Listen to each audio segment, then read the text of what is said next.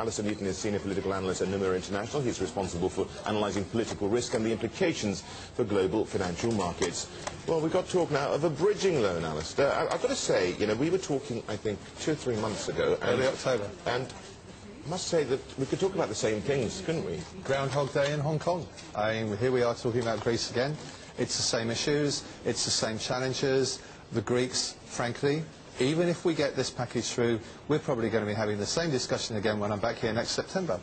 And there's no guarantee we're going to get this package through. Very finely balanced indeed, in my view. Eurozone finance ministers will hopefully meet on Monday. Could go either way.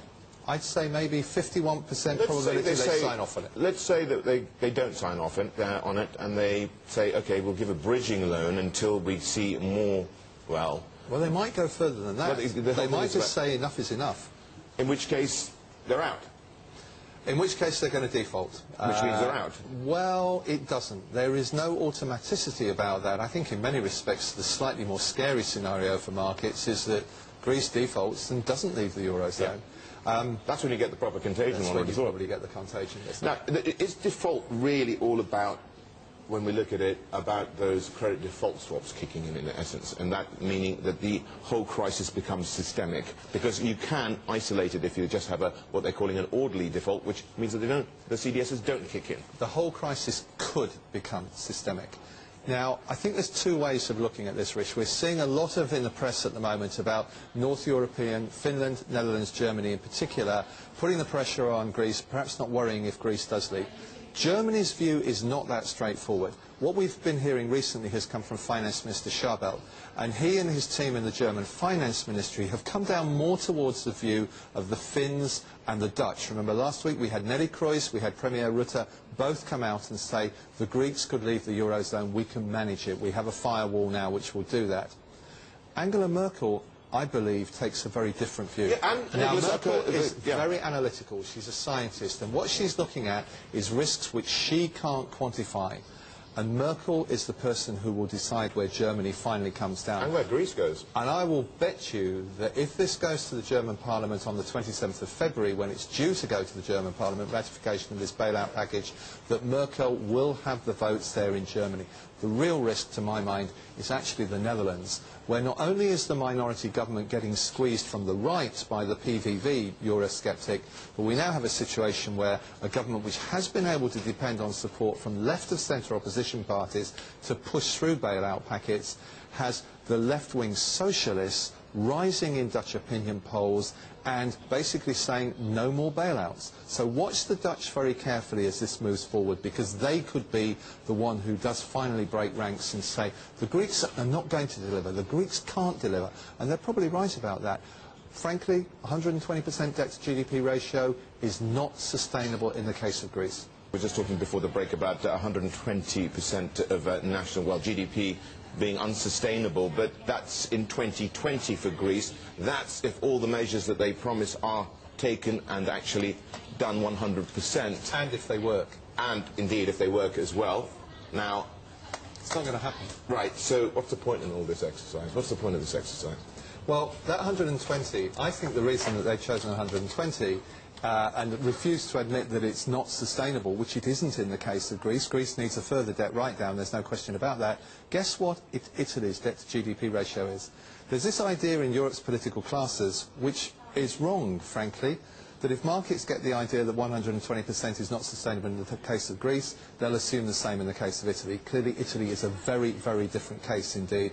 And frankly, the Europeans would do well to get away from this, accept that Greece needs a further debt write-down or it's going to default, and in the process allow the CDSs to trigger. Because if the CDSs don't trigger, all the good work which the ECB has done in the last 3 months, getting the yield on the Italian and Spanish debt down, 10-year in particular, was above 7, now down at 5 thanks to a combination of LTRO and ECB intervention, that's all going to be blown away. And if we see those interest rates on Spanish and Italian debt go up again, then markets are going to worry a lot.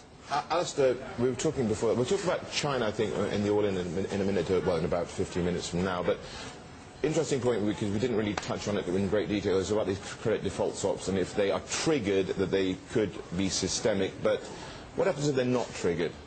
Well, as I say, if they're not triggered, you are going to see markets concluding that CDSs in Europe are not worth the paper they are printed on, and you are going to see the spreads begin to blow out again across the periphery, but perhaps not only in the periphery. France. Markets are going to get very nervous about France in a couple of weeks anyway, because they're going to be looking at the prospect of a President Hollande. Not a certainty. Sarkozy could yet pull off a big surprise there. But Hollande's pre-election rhetoric about the Eurozone, about the French economy, about banking regulation is going to unsettle markets. Chances of a downgrade if Hollande is elected in France? Non-negligible in my view, given that he wants to reverse the Sarkozy pension reforms. So a lot of reasons to be concerned. Did you hear what John Dawson said this morning about what's going on between Greece and Germany right now? I did. Bit of anger.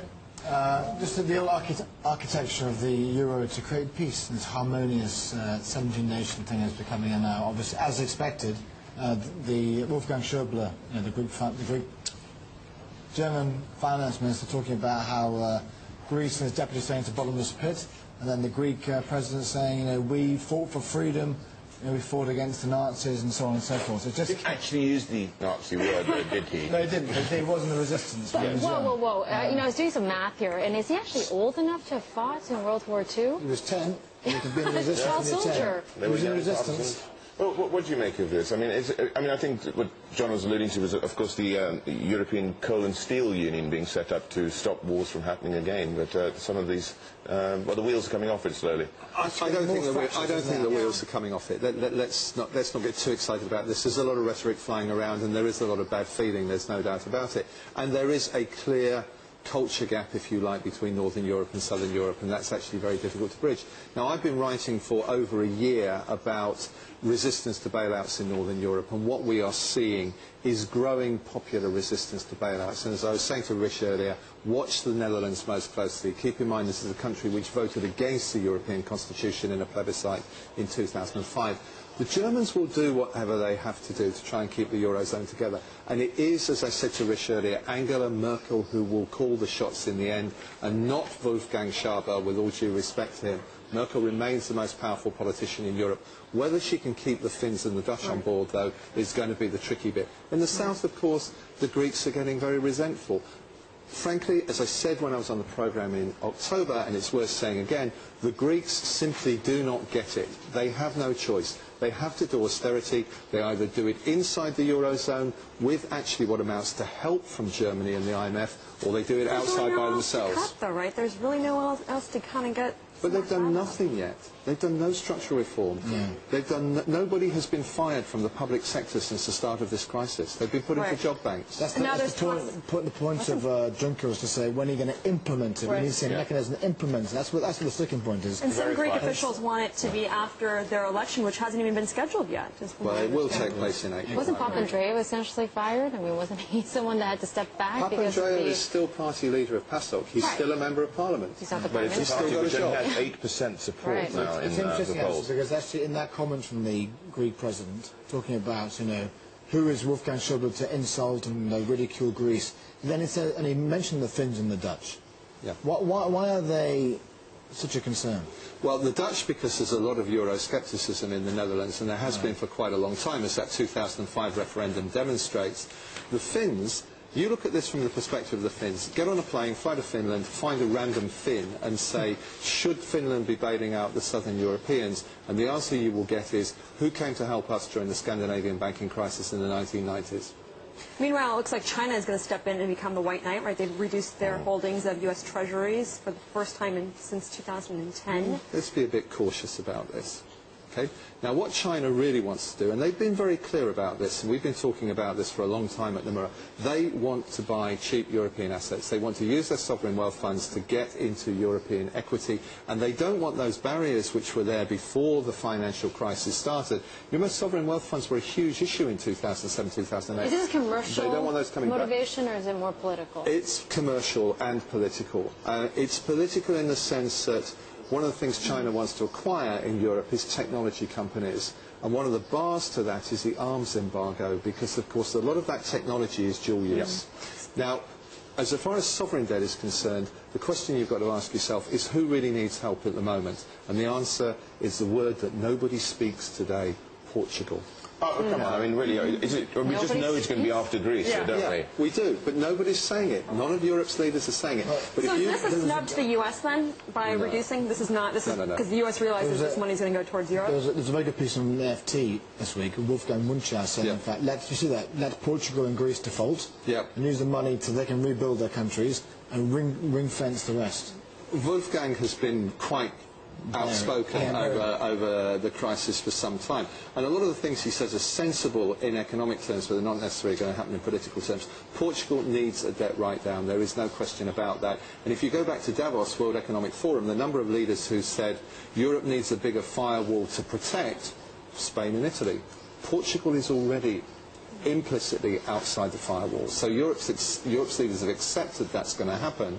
The question is when. I don't see China coming in and buying Portuguese debt to get back to the role that China's going to play. I can see China coming in and buying Italian and Spanish debt. And assets. I mean, don't forget that as well. Yes. But let's also keep in mind, where we're busy focusing on China, we're busy focusing on Greece, that the thing which markets are going to be focused on is going to be LTRO2 on the 29th of February. A lot of people say that. That's interesting, another round of the LTRO.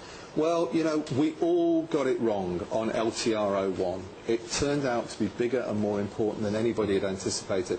Now, I don't think it's a game changer, but it has done two things. First of all, it's been instrumental in boosting sentiment in Europe, and secondly, it's bought time for the politicians. LTRO2 will be a bigger take-up than we had anticipated, at least initially. We're going to see banks which didn't get into LTRO1 coming in. So that's all we've got time for, but great of you to join us. Always a pleasure. Thank you very much.